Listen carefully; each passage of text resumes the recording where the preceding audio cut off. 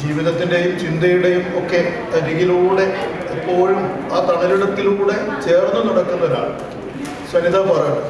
തൃശ്ശൂർ സാഹിത്യ അക്കാദമിയിൽ ഈ പുസ്തക പ്രകാശനം നടത്തുമ്പോൾ ഞാൻ പറഞ്ഞൊരു കാര്യം, ഒരു ഇരിക്കപ്പുറതിയില്ലായ്മ സനിതയുടെ ജീവിതത്തിൽ എല്ലായ്പ്പോഴും ഉണ്ട്.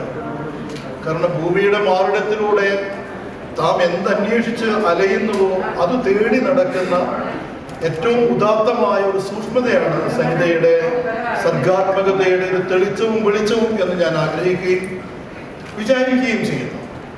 ഖബർ പറഞ്ഞത് എന്നാണ് സനിതയുടെ ഈ നോവലിൻ്റെ പേര്. ഖബറിന് എന്തെങ്കിലും പറയാനുണ്ടോ എന്നതാണ് ചോദ്യം. ഖബറിനെ പറയാനുള്ളൂ എന്നതാണ് യാഥാർത്ഥ്യം. കാരണം ജീവിതം നൽകുന്ന അപഹാസ്യങ്ങളുടെയും അശ്ലീലതകളുടെയും ഒക്കെ അപ്പുറത്ത് ഖബറിന് ഈ അശ്ലീലതയെ ചൂണ്ടിക്കാണിക്കാൻ കഴിയുന്നു എന്നതാണ്. ഖബറ് ജീവിച്ചിരിക്കുന്നവർക്ക് മൗനത്തിന്റെ വാത്മീകത്തിന്റെ അകത്ത് ഒളിക്കാൻ കഴിയും, പക്ഷെ മരിച്ചവന് ചിലതൊക്കെ പറയാനുണ്ട് ജീവിതത്തെ കുറിച്ച്. ഈ നോവലിന്റെ അകത്ത് മുഴുവൻ കിടന്ന് തിളക്കുന്നത് ജീവിതത്തിന്റെ അഭാസതയല്ല, മറിച്ച് മരിച്ചവന് പറയാനുള്ള ആഹ്ലാദങ്ങളും സങ്കടങ്ങളും സങ്കടപ്പെരുക്കങ്ങളും അവന് നഷ്ടപ്പെട്ടു പോയ ജീവിതത്തിന്റെ ഹരിതാപമായ ഇടങ്ങളെ കുറിച്ചും ഒക്കെയാണ് ഞാൻ അത്ഭുതപ്പെടുന്നത്. നോവലിന്റെ ഒരു വിസ്തൃതി എന്ന് പറയുന്നത് അതിന് ആകാശച്ചെരുവിലൂടെ ഏത് വിഷയത്തിന്റെയും ജീവിതം തരുന്ന പെരുക്കങ്ങളുടെയൊക്കെ ഒരു വേപതുവിനെ കുറിച്ച് ആഴത്തിൽ സ്പർശിച്ചു പോകാൻ പക്ഷെ കവിതയെക്കാളും കഥകളെക്കാളും കഴിയുക ഈ നോവലിന്റെ അതിന്റെ ഒരു വിശാലതയും വിസ്തൃതിയുമാണ്. പക്ഷേ സനിത തെരഞ്ഞെടുത്തിരിക്കുന്നത് ഖബറാണ് എന്നത്. ഖബറിന്റെ അകത്ത് ജീവിക്കുന്ന മനുഷ്യൻ ഒരുപക്ഷെ അപ്പോഴാണ് ശാന്തിയുടെ ഒരു വസ്ത്രമണിഞ്ഞ് നീണ്ടു നിവർന്നു കിടക്കുന്ന മനുഷ്യൻ അശാന്തി തീർക്കുന്ന ജീവിതത്തിന്റെ പെരുക്കങ്ങൾക്കിടയിൽ നിന്ന് വെള്ളപുതച്ചു പോയി ശാന്തിയുടെ ഒരിടത്ത് കിടക്കുമ്പോഴാണ് കിടന്നിട്ട് ജീവിതത്തിന്റെ അശ്ലീലതയെ ഒന്ന് കണ്ണു തുറന്ന് കാണുകയാണ് യഥാർത്ഥത്തിൽ ഈ നോവലിന്റെ അകത്ത് സനിത അത്ഭുതാവഹമായി സന്നിവേശിപ്പിച്ചിരിക്കുന്ന ഒരു പുണ്യസ്മൃതി എന്ന് പറയുന്നത്. അതുകൊണ്ടാണ് ഞാൻ നേരത്തെ പറഞ്ഞത്, ഇത്തരം ഒരു നോവൽ എഴുതാൻ കാണിച്ച എല്ലുറപ്പുണ്ടല്ലോ, അത് എഴുതി തുടങ്ങുന്ന ഒരു എഴുത്തുകാരിയെ സംബന്ധിച്ചിടത്തോളം താൻ ജീവിച്ച കാലം അത്രയും താൻ നടന്നുപോയ വഴിയടയാളങ്ങളിൽ നിന്നൊക്കെ തൻ്റെ കാഴ്ചയുടെ വളരെ വിശാലമായ ഒരിടത്തേക്ക് താൻ തന്നെ വേരോട് പിഴുതെടുത്തു കൊണ്ടുവന്ന അനുഭവങ്ങളുടെ ഒരു ജ്ഞാനപ്പെരുക്കമുണ്ടല്ലോ, അവിടെ നിന്നാണ് ഈ നോവലിലേക്കുള്ള സനിതയുടെ ഒരു യാത്ര ആരംഭിക്കുന്നത്. ഞാൻ ഈ നോവൽ അവതാരിക എഴുതിയ ഒരാളാണ്. അത് എഴുതാൻ അർഹതയുണ്ടായിട്ടല്ല, സരിതയ്ക്കെന്നോടുള്ള സ്നേഹം കൊണ്ടായിരിക്കാം. പക്ഷേ ഇതൊരു വേറിട്ട നടത്തമാണ്. ഒറ്റ വാക്കേ അതിനുള്ളൂ, ഇത് ഒരു എല്ലിന്റെ പെരുക്കമാണ്, എല്ലുറപ്പിന്റെ സൗന്ദര്യവുമാണ്, അതിന്റെ സൗരഭ്യവുമാണ്. ഞാൻ ഒത്തിരി പേര് സംസാരിക്കാനുണ്ട്, ഞാൻ അവസാനിപ്പിക്കുന്നു. ഒരു കാര്യം കൂടി ഞാൻ പറയാം.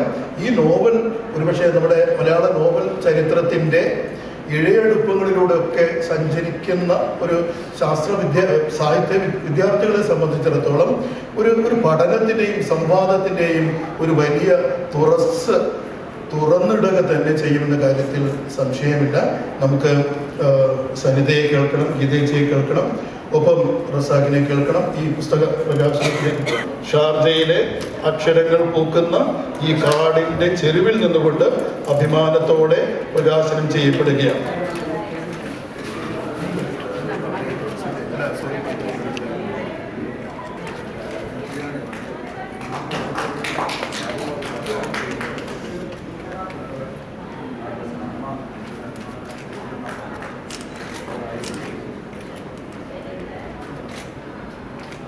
ഗീതേച്ചി ഒരു പ്രാർത്ഥന പോലെ ഒരു വാക്കുച്ചരിക്കും, നമുക്കത് കേൾക്കാം. അതിനുശേഷം പ്രവീൺ സാറും ഒക്കെ സംസാരിക്കണം.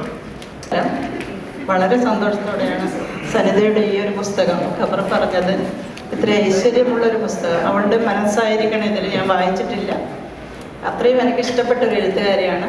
ഒന്നാമത് വളരെ സിമ്പിളായി, അതാണ് എനിക്ക് ഏറ്റവും ഇഷ്ടം. പിന്നെ എഴുത്തും ഞാൻ ഫേസ്ബുക്കിൽ ശ്രദ്ധിക്കാറുണ്ട്, കുറച്ച് ഉയർന്ന തലമാണ്. അപ്പോൾ ഒരുപാട് എഴുതട്ടെ, ഒരുപാട് ഇനിയും പുസ്തകങ്ങൾ എഴുതി ഒരുപാട് ഉയരം. വേദിയിലും സദസ്സിലിരിക്കുന്ന പ്രിയങ്കരുടെ നിങ്ങൾക്കെൻ്റെ ആശംസകൾ. ഈ പുസ്തകം നമ്മൾ ഏതൊരു സൃഷ്ടിക്കും അതിന് ചിന്ത, ഒരു ടൈം വേണം. ഈ പുസ്തകം എഴുതാൻ സനിത എപ്പോഴാണ് ഇതിനെക്കുറിച്ച് ചിന്തിച്ചത് എന്നൊന്നും അറിയില്ല. കാരണം ഞങ്ങളെപ്പോഴും തന്നെ ഓരോ നാടകശാലകളായാലും സിനിമശാലകളായാലും ഔട്ടിംഗ് ആയാലും എപ്പോഴും ഉണ്ട്. വീട്ടിൽ അവർ പണിക്കും ഒരു മുടക്കവും വരുത്തിയിട്ടില്ല. ഇതിനിടയിൽ ഈ പുസ്തകം ഇപ്പോൾ പ്രവീൺ സാർ 500 അച്ചടിച്ചത്. അതിൽ 24-ാം തീയതി തൃശ്ശൂർ പ്രകാശനം ചെയ്യുമ്പോൾ തന്നെ മഹാനവമിയുടെ 2-3 അവധി ദിവസങ്ങളായിരുന്നു പോസ്റ്റ് ഓഫീസിൻ്റെ. 2 ദിവസം കൊണ്ട് തന്നെ 350 ബുക്ക് തീർന്നു പോയി. നിങ്ങളോട് സാർ കുറച്ച് ബുക്കുകൾ കൊടുന്നു. ഈ ബുക്ക് വായിച്ച ആളുകൾ തന്നെ പറഞ്ഞു ഈ എഴുതിയ ആളെ ഒന്ന് കാണണം.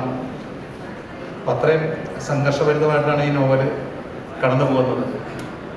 അപ്പോൾ ഇതിൻ്റെ ഒരു വീട്ടമ്മ കൂടിയായ സനിത ഈ ബുക്ക് മിക്കവാറും അവരുടെ പണികളിൽ ആയിരിക്കാം ഇതെല്ലാം ചിന്തിച്ച് എടുത്തുള്ളത്. അത് ഒരു മോശമായ ഒരു രീതിയിലല്ല ഈ നോവൽ കടന്നു പോയിക്കുന്നത്. ഈ നോവലിൻ്റെ 13ാമത്തെ അധ്യായമൊക്കെ വായിച്ച് കടന്നു പോകുമ്പോൾ ചില ആളുകൾക്ക് കരച്ചിൽ വന്നു എന്നൊക്കെ പറഞ്ഞ് ഫോണൊക്കെ വരികയുണ്ടായി. അപ്പോൾ എൻ്റെ പാർട്ട് ഇതിനകത്തെന്ന് വെച്ചാൽ ഞാനൊരു ഹസ്ബൻഡ് എന്ന നിലയിൽ ഒരു ചായ വേണമെന്നോ അല്ലെങ്കിൽ ഒരു ഭക്ഷണം വേണമെന്നോ അങ്ങനെ ഞാനും മക്കളൊന്നും ഇതില്ല. അവരുടെ ചിന്തയ്ക്ക് അനുസരിച്ച് വിട്ടതുകൊണ്ടാണ് ഒരു നല്ലൊരു കൃതി നമുക്ക് ലഭിച്ചത്. അപ്പോൾ ഈ നല്ലൊരു അനുഗ്രഹം എന്ന് പറഞ്ഞൊരു വേദിയിൽ ഷാർജ അന്താരാഷ്ട്ര ബുക്ക് ഫെസ്റ്റിവലിൽ ഒരു വീട്ടമ്മയുടെ ഒരു ബുക്ക് പ്രകാശനം ചെയ്യാനും നല്ല രീതിയിൽ ഹിറ്റാവാനും ഉടനെ തന്നെ എൻ്റെ 2ാം പതിപ്പിപ്പോൾ വർക്ക് തുടങ്ങുമെന്നാണ് ബഹുമാനപ്പെട്ട പ്രവീൺ സാർ അറിയിച്ചിരിക്കുന്നത്. അപ്പോൾ എല്ലാവർക്കും നന്ദി, നമസ്കാരം. എല്ലാവർക്കും നമസ്കാരം. സനിത ഈ പുസ്തകം കൊണ്ടുവന്നപ്പോൾ ഞാൻ പേര് തന്നെ വളരെ പ്രത്യേകതയുള്ള ഒരു പേരായിട്ട് തോന്നിയത്. ഉടനെ നമ്മളത് എടുത്ത് പ്രസിദ്ധീകരിക്കാൻ തയ്യാറാവുമായിരിക്കും. കാരണം സനിതയുടെ ചില ഫേസ്ബുക്ക് പേജുകളാണ് ഞാൻ നോക്കിക്കൊണ്ടിരുന്നത്. അധികം അങ്ങനെ സോഷ്യൽ മീഡിയയിലുള്ള ആളല്ല ഞാൻ. പക്ഷെ എന്നാലും അത് പ്രത്യേകിച്ച് ആ എഴുത്ത് കാണുമ്പോൾ തന്നെ അത്ര വായിച്ചു പോകാവുന്ന തരത്തിലും കാര്യങ്ങളെക്കുറിച്ച് പറയുന്നു. എന്തെങ്കിലും സംഗതികൾ കണ്ടംപററി ആയിട്ടുള്ള ചില പ്രശ്നങ്ങൾ മാത്രം എടുത്ത് കൈകാര്യം ചെയ്യല്ല, കുറച്ചും കൂടി ഡെപ്തായിട്ട് കാര്യങ്ങൾ എഴുതുന്നു എന്ന് തോന്നിയപ്പോഴാണ് അതുപോലെ അതിന് തുല്യമാണ് ഈ പേര്, കവർ പറഞ്ഞെന്നുള്ള പേര്. അപ്പോൾ അത് കണ്ട് പിന്നെ പുസ്തകത്തിൽ കൂടെ കടന്നുപോയി. അപ്പോൾ ഇത് പ്രസിദ്ധീകരിച്ചാലും വളരെയധികം സന്തോഷമുണ്ട്. പിന്നെ ശ്രീനിയുണ്ട്, നമ്മളെ മാനേജറോട്. ശ്രീനി പ്രത്യേക അഭിപ്രായം അതിനെക്കുറിച്ച് പറയണ്ടായി. അത് അതിന് മാനുസ്ക്രിപ്റ്റ് കിട്ടിയത്.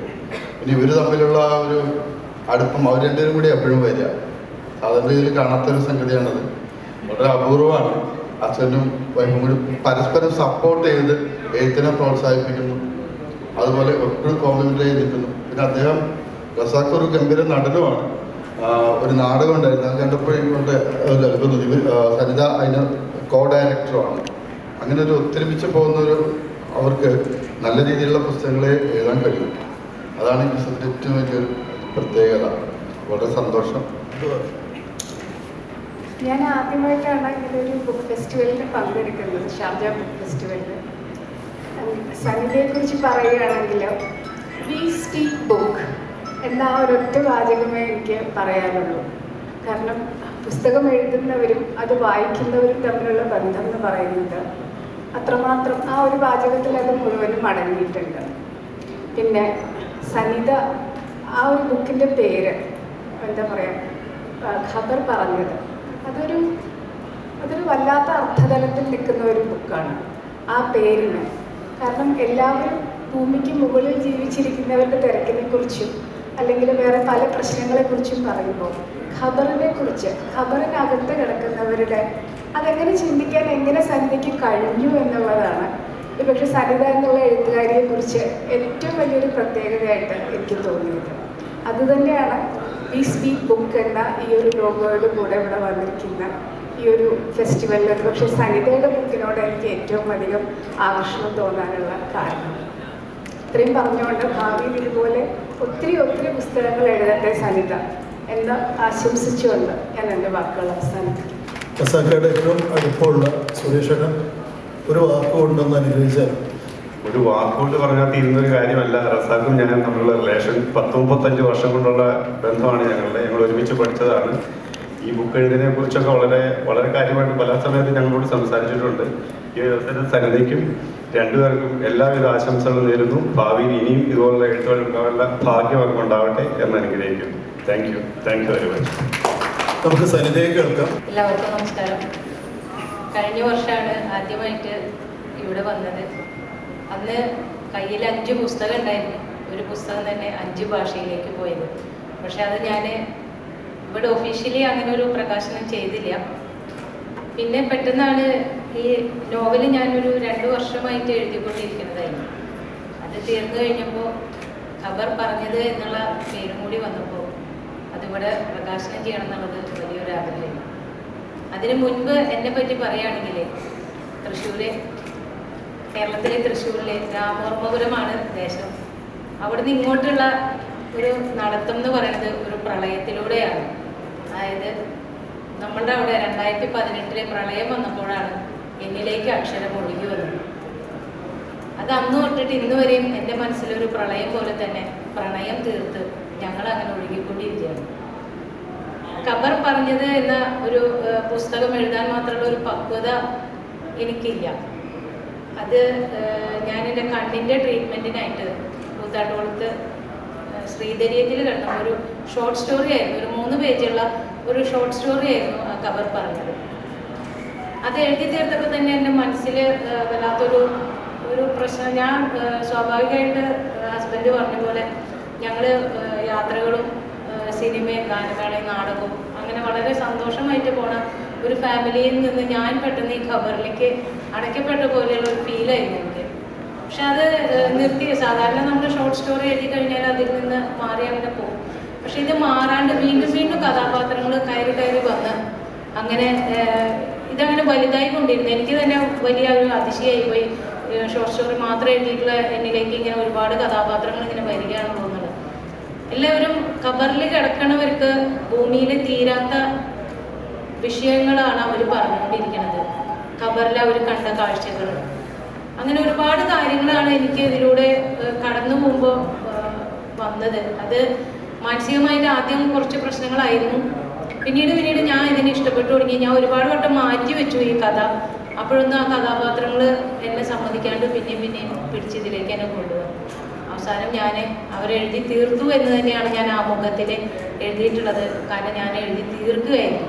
പക്ഷെ ആ തീർത്തിട്ടുള്ള ആ പിരിയല്, ആ കഥാപാത്രങ്ങളും ഞാനും തമ്മിലുള്ള പിരിയല് ഒരുപാട് നമ്മളൊരു ഫാമിലി മീറ്റ് അല്ലെങ്കിൽ നമ്മളൊരു സ്കൂൾ മീറ്റ് അത് നടന്നതിന് ശേഷം നമ്മൾ ആ അതിഥികളെ, നമ്മുടെ ബന്ധുക്കളെ, നമ്മുടെ ഹൃദയത്തിൽ ചേക്കേറിയ ആൾക്കാരെയൊക്കെ പിരിയുമ്പോൾ ഉണ്ടായൊരു സങ്കടം തന്നെയായിരുന്നു എനിക്ക് അവരെ പിരിഞ്ഞ് പോകുമ്പോഴത്.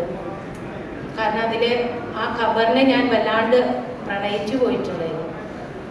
ഖബർ എന്ന് പറയുന്നത് ഒരിക്കലും നമുക്ക് ഭയക്കേണ്ട ഒന്നല്ല. നമ്മൾ ശാശ്വതമായിട്ട് അതിൽ ഒരു 2-3 കാര്യങ്ങൾ എഴുതിയിട്ടുണ്ട്. അത് സ്വാഭാവികമായിട്ട് ഞാനൊന്നും ചിന്തിച്ചെഴുതുന്ന ആളല്ല. എല്ലാം സ്വാഭാവികമായിട്ട് വന്നു ചേരുന്ന വരികളാണ് ഞാൻ എഴുതാറുള്ളത്. കഥാപാത്രം പറയുന്നത് ഞാൻ പകർത്തി എഴുതുന്നു എന്ന് മാത്രമേ ഉള്ളൂ. അതിൽ ഞാൻ എഴുതുന്നതിൽ ദൈവികതയുണ്ട് അല്ലെങ്കിൽ ദൈവത്തിൻ്റെ കയ്യൊപ്പുണ്ട് എന്ന് വിശ്വസിക്കുന്ന ഒരാളാണ് ഞാൻ. അല്ലാതെ എന്നെപ്പോലെ ഇത്രയും ഒരു 5 വർഷം കൊണ്ട് ഞാൻ തിരിഞ്ഞു നോക്കുമ്പോൾ, 5 വർഷം തികഞ്ഞിട്ടില്ല, തിരിഞ്ഞു നോക്കുമ്പോൾ എൻ്റെ പേരിൽ പിറവിയെടുത്ത 3 പുസ്തകങ്ങളുണ്ട്. അതിൽ ഒരു പുസ്തകം 5 ഭാഷയിലേക്കും പോയിട്ടുണ്ട്. അതൊക്കെ എൻ്റെ ഒരു കഴിവ് എന്ന് എനിക്ക് തോന്നിയിട്ടില്ല. ഇവിടെ ശ്യാംദാസ് ഇരിക്കുന്നുണ്ട്. അവരൊക്കെ എഴുതുമ്പോൾ ഞാൻ വായനക്കാരി മാത്രമായിരുന്നു. എനിക്ക് എഴുതാൻ അറിയണ ഒരാളായിരുന്നില്ല ഞാൻ. അപ്പോൾ അവരെ പിരിഞ്ഞുപോയി ഈ ഖബർ പറഞ്ഞതിൻ്റെ ആ വഴിയിലൂടെ നമ്മൾ സഞ്ചരിച്ച് നോക്കുമ്പോൾ അത്രയും ഒരു വിവരമുള്ള ആളല്ല ഞാൻ. ഇത് എന്താ പറയുക, അവര് ആ വഴിയിലൂടെ നമ്മളവിടെ എഴുതി. അപ്പം അതിൽ ഒരു ഖബറിൽ ആയിട്ടുള്ള അബ്ദുക്ക പറയുന്നുണ്ട്, ജീവിതത്തിൽ അവിടെ ഖബറിൽ വരണവരെ മനുഷ്യൻ ഭൂമിയിൽ വളരെ തിരക്കുള്ള മനുഷ്യനാണ്. ഇവിടെ വന്നു കഴിയുമ്പോഴാണ് അവന് മനസ്സിലാവുക എന്തിനാണ് ഞാൻ ഭൂമിയിൽ ഇത്ര അധികം തിരക്ക് കൂട്ടിയത്, എന്താവശ്യമായിരുന്നു. ഇവിടെ വന്നു കഴിയുമ്പോഴാണ് മനുഷ്യൻ തിരിച്ച് ചിന്തിക്കുന്നത് എന്നുള്ള ഒരു വാക്യമുണ്ട്. അതാണ് എൻ്റെ മനസ്സിൽ എപ്പോഴും തോന്നിയിട്ടുള്ളത്. നമ്മൾ ആരെങ്കിലും വിളിക്കുമ്പോൾ അല്ലെങ്കിൽ നമ്മുടെ കൂട്ടുകാരെ വിളിക്കുമ്പോൾ എന്ത് കാര്യത്തിനും തിരക്ക് പറയുന്ന ആൾക്കാർ യാതൊരു തിരക്കില്ലാതെ ശാശ്വതമായിട്ട്, അതുപോലെ തന്നെ അതിൽ പറയുന്നുണ്ട് നമുക്ക് യാതൊരു ഭയമില്ലാതെ കിടക്കാൻ പറ്റിയത് ഈ ഭൂലോകത്ത്, ഈ ഭയമില്ലാതെ കിടക്കാൻ പറ്റിയ ഒരു സ്ഥലം, ആരും ഉപദ്രവിക്കാത്തത്, ഒരു കള്ളനും വന്ന് ചേക്കാറ് ആകെയുള്ള സ്ഥലം ഖബർ മാത്രമാണ് നമുക്ക് ശാശ്വതമായത്. അതുകൊണ്ട് ഖബറിനെ കുറേ പേര് റിവ്യൂ തുടക്കത്തിൽ വായിച്ചിട്ട് വിളിക്കണവരുണ്ട്, ഒരുപാട് സങ്കടപ്പെട്ട് വിളിക്കണവരുണ്ട്. പിന്നീട് അത് വായിച്ചു വരുമ്പോൾ വളരെ മനസ്സിന് ലാഘവമായി എന്ന് പറയുന്നവരുണ്ട്. അങ്ങനെ ആ പുസ്തകം അർഹിക്കുന്ന രീതിയിലുള്ള എല്ലാ വിജയങ്ങളും ഉണ്ടാവട്ടെ എന്നാണ് ഞാൻ പ്രാർത്ഥിക്കുന്നത്. കാരണം ആ കഥാപാത്രങ്ങൾ എൻ്റെ തന്നെ ആരൊക്കെയോ ആണ്. അതുകൊണ്ട് എനിക്ക് അങ്ങനെ തോന്നുന്നത്. പിന്നെ ഇവിടെ പ്രകാശനം ചെയ്ത ഗീത ചേച്ചി ഞാൻ കഴിഞ്ഞ വർഷം കണ്ടപ്പോൾ ഹൃദയം കൊണ്ട് ചിരിക്കുന്നു എന്നാണ് എനിക്ക് തോന്നിയിട്ടുള്ളത്. അത്രയും ഒരു അടുപ്പവും സ്നേഹവും ഒക്കെയാണ് ഗീത ചേച്ചിക്കുള്ളത്. ഗീത ചേച്ചി പ്രകാശനം ചെയ്യണമെന്നുള്ളത് എനിക്ക് വലിയ ആഹ്ലാദമുള്ള കാര്യമാണ്. പിന്നെ എൻ്റെ ഹസ്ബൻഡ് അത് സ്വീകരിക്കാമെന്ന് പറഞ്ഞാൽ അദ്ദേഹം ഇല്ലെങ്കിൽ സനിത എന്ന ഒരു പേരാണ് എനിക്ക് ഉണ്ടായിരുന്നത്. ഞാനൊരു 4 കഥ എഴുതിയപ്പോൾ അദ്ദേഹത്തിൻ്റെ കുടുംബ പേര് പാറാട്ട് എനിക്ക് ചേർത്തി തന്നത്. അതിലും വലിയൊരു അവാർഡ് എനിക്ക് വേറെ കിട്ടാനൊന്നും തോന്നണില്ല. പിന്നെ ബഷീർക്കയും ഇവിടെ വന്നപ്പോഴുള്ള എനിക്ക് കിട്ടിയ സൗഹൃദമാണ്. ഞാൻ ഈ പുസ്തകത്തിനെ പറ്റി തൃശ്ശൂർ പ്രകാശനം കഴിഞ്ഞപ്പോൾ ഞാൻ ഒന്നും തന്നെ പറഞ്ഞില്ല. കാരണം പറഞ്ഞു കഴിഞ്ഞാൽ ഞാൻ ഇതുപോലെ വല്ലാണ്ട് സെൻറ്റിമെൻ്റലായി പോകും. അതുകൊണ്ടാണ് ഞാൻ പറയാണ്ടിരുന്നത്. അന്ന് ഇവിടെ പിന്നെ കുറച്ച് പേര് അവിടെ നിറയെ ആളും ഒക്കെ ആയിരുന്നു. അപ്പോൾ എനിക്ക് എല്ലാവരും അറിയണവരും ഒക്കെ ആയിരുന്നു. അപ്പോൾ ബഷീർക്ക് അതിൻ്റെ ഈ പുസ്തകം അവതാരിക എന്ന് ഞാൻ ചിന്തിച്ചപ്പോൾ എൻ്റെ മനസ്സിൽ വന്ന മുഖം ബഷീർക്കായിരുന്നു. എഴുതുമോന്ന് എനിക്ക് സംശയം ഉണ്ടായിരുന്നു. അപ്പോൾ ഞാൻ വിളിച്ചു ചോദിച്ചപ്പോൾ പറഞ്ഞു മോളത് PDF ഇടുമെന്ന് പറഞ്ഞു. അങ്ങനെ PDF ഇട്ടു. അതിൻ്റെ അവതാരിക ആ പുസ്തകം അർഹിക്കുന്നതിനും അപ്പുറത്തായി എന്ന് മാത്രമേ എനിക്ക് തോന്നിയിട്ടുള്ളൂ. ബഷീർക്ക് എഴുതിയപ്പോഴാണ് മറ്റ് ഭാഷകൾ അത്രയധികം ഓതേഴ്സിൻ്റെ പേര് തന്നെ ഞാൻ കേട്ടത്. എനിക്കത്ര അറിയണ്ടായിരുന്നില്ല. അപ്പം അത്രയും മനോഹരമായിട്ടുള്ളൊരു അവതാരിക എഴുതി തന്നു. പിന്നെ ആ പുസ്തകം ഞാൻ ചിന്തിച്ചതിനേക്കാളും കൂടുതൽ ഇപ്പോൾ 3 ദിവസം കൊണ്ടാണ് എൻ്റെ ഫസ്റ്റ് എഡിഷൻ തീർന്നത്. അത് തന്നെ വലിയൊരു വിജയമാണ്. പിന്നെ സാറ് അത് ഖബർ പറഞ്ഞത് എന്നുള്ള പേര് കേട്ടപ്പോൾ തന്നെ സാർ പറഞ്ഞു ഞങ്ങൾ എടുത്തോളാം എന്ന് പറഞ്ഞു. അതിന് ബാക്കി ഡീറ്റെയിലുകളൊന്നും ചോദിച്ചില്ല. ശ്രീനിവാസായിട്ട് എനിക്ക് കുറച്ച് കാലമായിട്ട് പരിചയമുണ്ട്. ശ്രീനിവാസിനോട് ഞാൻ ജസ്റ്റ് സൂചിപ്പിച്ചിട്ടുണ്ടായിരുന്നു. പിന്നെ പാത്തുവിനെ പോലുള്ള എഴുത്തുകാരിയും വായനക്കാരിയും മികച്ച വായനക്കാരിയാണ്. ഏതൊരു എഴുത്തുകാരുടെയും സ്വപ്നമാണ് അങ്ങനെയുള്ള വായനക്കാരി. അവരാണ് നമ്മളറിയണേക്കാളും കൂടുതൽ നമ്മളെ അറിയുന്ന ആൾക്കാരാണ് നമ്മുടെ വായനക്കാർ. അത് വലിയൊരു ഭാഗ്യമാണ്. പിന്നെ സുരേഷേട്ടൻ നമ്മളുടെ കുടുംബ സുഹൃത്താണ്. കൂടുതലൊന്നും പറയേണ്ട കാര്യമില്ല. അദ്ദേഹം അത്രയും ദൂരം തിരക്കിലും ഓടി വന്നതാണ്. പിന്നെ ഉഷ് മിനി, പിന്നെ നിസന്ധ, അവിടെ ഇരിക്കുന്ന എല്ലാവരും, മുംതാസ്, ഇന്ദുമ്മ, അമിതക്ക, അങ്ങനെ എല്ലാവരും ചേർത്ത് പിടിച്ചപ്പോൾ ഉണ്ടായ ഒരു എഴുത്തുകാരിയാണ് ഞാൻ. അത്രേ പറയാനുള്ള. എൻ്റെ അവിടെ ഒരു സുഹൃത്തുണ്ട്, സായി മാഷ് പറയും സനിത എന്ന് പറയുന്നത് ഒരു എഴുത്തുകാരിയല്ല, വായനക്കാരാണ് അവരെ എഴുത്തുകാരി ആക്കേണ്ടത്, അവരുടെ കടമയാണ് അത് എന്ന് പറയും. എന്നതുപോലെ നിങ്ങളെല്ലാവരും കൂടി ചേർന്നപ്പോഴാണ് ഞാനുണ്ടായിട്ടുള്ളത്. അപ്പോൾ വലിയ സന്തോഷം, എല്ലാവരോടും സ്നേഹം നൽകി. നമസ്കാരം, എല്ലാവർക്കും നമസ്കാരം. കഴിഞ്ഞ വർഷമാണ് സനിത ഇവിടെ വന്നത്. അപ്പോൾ എനിക്ക് അറിയാവുന്ന രീതിയിൽ ഞാൻ ഒരുവിധ ആൾക്കാരെ പരിചയപ്പെടുത്തി കൊടുത്തു. നല്ല എഴുത്തുകാരിയാണ് നന്നേ മനസ്സിലായി. ഖബർ പറഞ്ഞത് വളരെ വിജയമാകട്ടെ. എല്ലാവർക്കും ആശംസകൾ. പുസ്തകത്തിനും എഴുത്തുകാരും ആശംസകൾ നേരുന്നു. Okay, thank you. Thank you.